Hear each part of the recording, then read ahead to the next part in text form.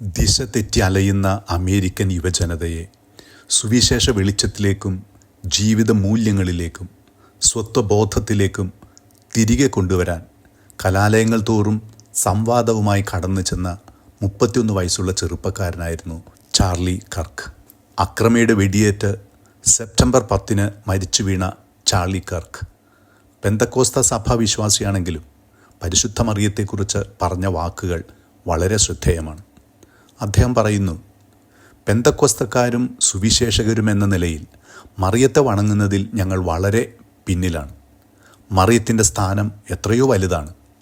നമ്മുടെ നാഥനും രക്ഷകനുമായവനെ സംവഹിച്ച പാത്രമാണ് അവൾ. പെന്തക്കോസ്തരും സുവിശേഷകരുമായ നമ്മൾ ഇതിൽ ആവശ്യത്തിലധികം മുൻകരുതലെടുത്ത് മാറി നിന്നു. അവളെ നമ്മൾ വേണ്ടവണ്ണം വണങ്ങുന്നതിൽ വീഴ്ച വരുത്തി.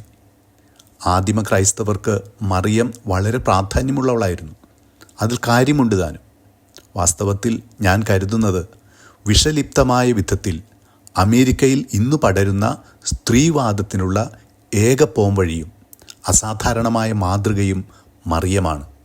ചാർലി കർക്കിൻ്റെ ഈ വാക്കുകൾ പരിശുദ്ധ മറിയത്തിലേക്ക് നമ്മെ കൂടുതൽ ചേർത്ത് നിർത്തട്ടെ.